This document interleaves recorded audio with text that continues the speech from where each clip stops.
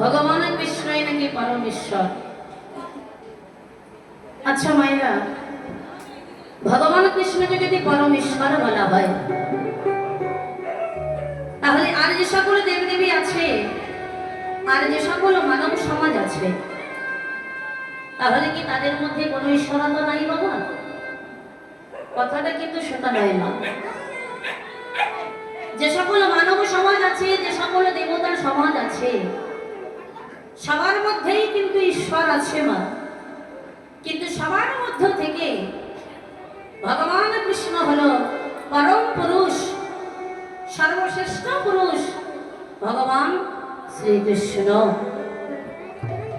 তিনি হলেন ঈশ্বর পরম কৃষ্ণ। তিনি হলেন সচিদানন্দময় বিগ্রহ। সচিদ আনন্দ, তিনি মিলে হলেন সচিদানন্দময় বিগ্রহ। ও মাইরা, আচ্ছা বাবা বলুন তো, ভগবানের আনন্দ আমাদের আনন্দ কি এক হতে পারে মা? কে গো মাইরা, ভগবানের আনন্দ আমাদের আনন্দ কি এক হতে পারে? এক হতে পারে না বাবা। আমাদের আনন্দটা হলো কেমন? আমাদের আনন্দ হলো আজ আছে, কাল কিন্তু নাই। এটা হলো আমাদের আনন্দ। এই আনন্দ ক্ষণস্থায়ী, চিরস্থায়ী নয় মা। এই আনন্দ আজ আছে, কালকে যে থাকবে তার কোনো গ্যারান্টি নাই। আর ভগবানের আনন্দটা কেমন? ভগবানের আনন্দটা হলো চিরস্থায়ী। কোন মানুষ যদি সন্ধ্যাকালীন খোল পরতার সঙ্গে করে লয়ে, ভক্তদেরকে সঙ্গে করে লয়ে কোন মন্দিরের মধ্যে বসে বসে সন্ধ্যাকালীন ভগবানের নাম গুণ কীর্তন করেন মা, এখানে কোনো দুঃখই আসে না। সদা সর্বদাই আনন্দ আর আনন্দ, সদা সর্বদাই আনন্দ আর আনন্দ। ভগবানের আনন্দটা হলো চিরস্থায়ী। আচ্ছা মায়েরা, এখানে একটা প্রশ্ন জানি, ভগবানের নামগুণ কীর্তন করতে গেলে যখন সদা সর্বদাই আনন্দ আর আনন্দ, এখানে কোনো দুঃখই নাই, তাহলে বাবা আজকের সংসার জগতে আমরা অনেক দুঃখ কষ্ট পাই বাবা, অনেক জ্বালা যন্ত্রণা পাই। সংসারে আমরা দুঃখ কষ্ট জ্বালা যন্ত্রণা যে আমরা পাই, এগুলো কি তাহলে আমাদের ভগবান দিচ্ছে? এগো মাইরা, এগুলো কি তাহলে ভগবান দিচ্ছে? ভগবান দিচ্ছে না মা। আমরা নিজেদের কর্ম ফলে আমরা নিজেরা দুঃখ পাই, নিজেরা যন্ত্রণা পাই, নিজেরা ব্যথা পাই, আর বাড়ি বাড়ি আমরা ভগবানকে দোষারোপ করি। তার প্রমাণ তো আপনারা মহাভারতেই পেয়ে যাবেন। মহাভারতের কুরুক্ষেত্রের যুদ্ধ হয়েছিল কতদিন মা? কি বাবা, কতদিন যুদ্ধ হয়েছিল? 18 দিন। তবে যুদ্ধটা 18 দিনে পূর্ণ হয়নি মা। যুদ্ধটা হয়েছিল 17 দিন এক বেলা। 17.5 দিনের যুদ্ধ, সেটাকে আমরা 18 দিনের যুদ্ধ বলি। তবে 18 দিনের যুদ্ধ যখন 19 দিন হয়ে গেল, আর সেই যুদ্ধ ক্ষেত্রে মাতা গান্ধারীর 100টি পুত্র সন্তান যুদ্ধ করতে গিয়েছিল।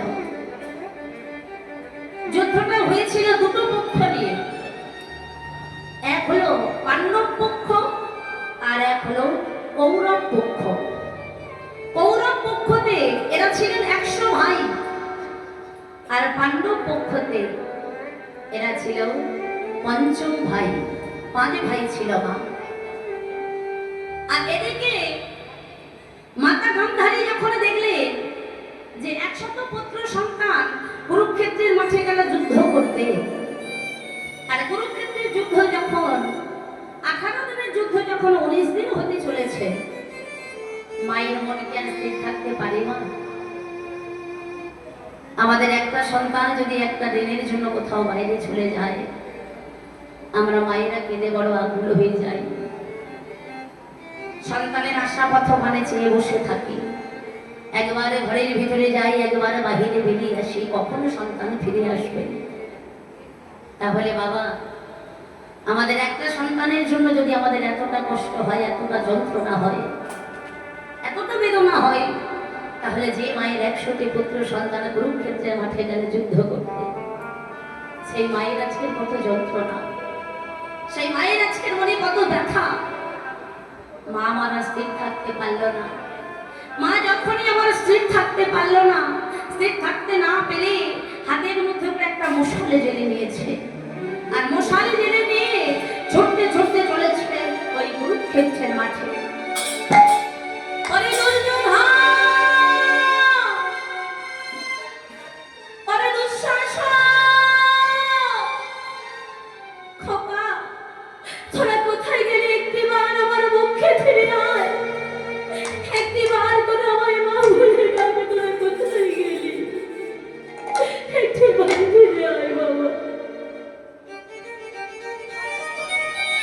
মা আমার পাগলের মতো কুরুক্ষেত্রের মাঠে দাঁড়িয়ে কাঁদছে।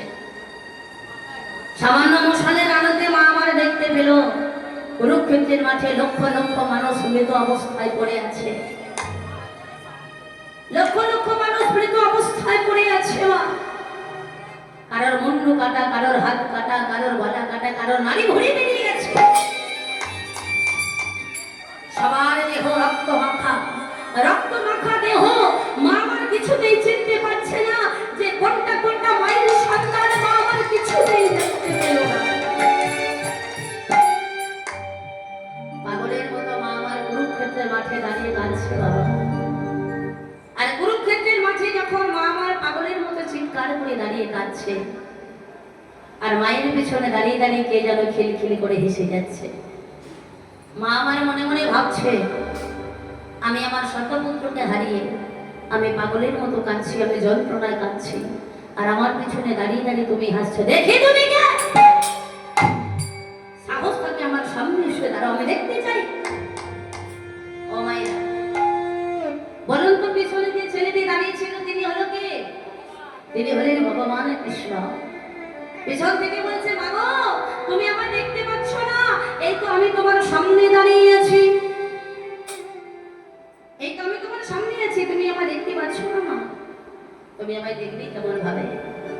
মা গো হাজার হাজার কেউ লাইট জ্বেলে দিলেও আমাকে দেখতে পাওয়া যায় না, হাজার হাজার হ্যালোজেন জ্বেলে দিলেও আমাকে দেখতে পাওয়া যায় না। আমাকে দেখতে গেলে চাই চেতনা, সেটা হলো তীব্র জ্ঞান। আর সেই তীব্র জ্ঞান চেতনা যতক্ষণ না আমি দেব, কেউ আমায় দেখতে পাবে না। মা গো তুমি দেখবে, এই দেখো আমি তোমার সামনেই দাঁড়িয়ে আছি। এমন সময় মাতা গান্ধারী দেখতে পেল কি? দেখি ভগবান কৃষ্ণ দাঁড়ায়ে আছে, ভগবান কৃষ্ণ দাঁড়ায়ে আছে, ভগবান কৃষ্ণ দাঁড়ায়ে আছে, ভগবান কৃষ্ণ দাঁড়ায়ে আছে। গান্ধারী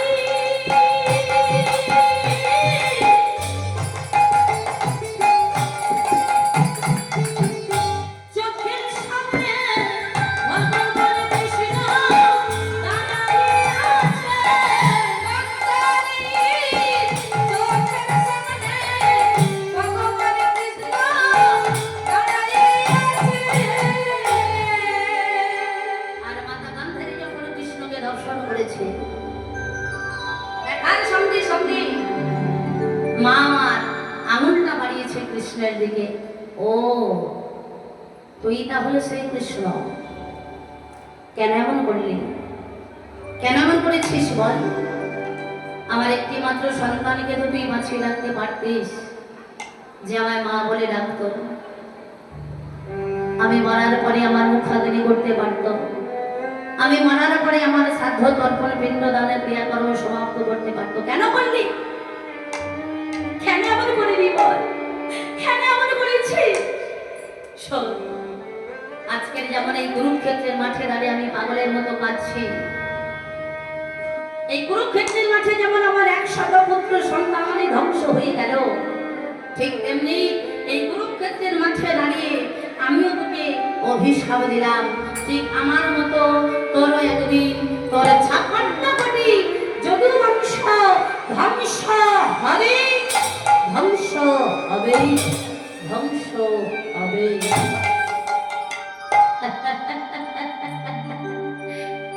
পিসিমা তোমার অভিশাপ আমি মাথায় তুলে নিলাম। তবে হে মাতা গান্ধারী, তোমার একটি মাত্র সন্তানকেও আমি মারিনি। তোমার একটি মাত্র সন্তানকে আমি মারিনি। শোনো, আজকের যে সন্তানের জন্য তুমি এত যন্ত্রণা পাচ্ছ, এত কষ্ট পাচ্ছ, এত পাগলের মতো চিৎকার করে কাঁদছ, এগুলো কি তোমার নিজের বাবা সন্তান? কে বাবা? এগুলো কি গান্ধারীর নিজের বাবা সন্তান ছিল? নিজের বাবা সন্তান ছিল না। শোনো, আজকের যে সন্তানের জন্য এত চিৎকার করে পাগলের মতো কাঁদছ, এই সন্তানগুলো তো তুমি একদিন গুরুদেব দুর্বাসা মুনির কাছ থেকে চুরি করে পেয়েছিলে। তাই আজকের চুরির ধন এই কুরুক্ষেত্রের মাঠে একেবারে ধ্বংস হয়ে গেল। শোনো মা, তোমার অভিশাপ আমি মাথায় পেতে নিলাম। তবে শোনো, চাষি যেমন ফসল পেতে বীজ রোপণ করিয়া খেতে। বাবা, চাষি যেমন চাষ করার আগে জমি থেকে অনেক আগাছালো তুলে ফেলে দেয়, দিয়ে তবেই কিন্তু বীজ রোপণ করে না।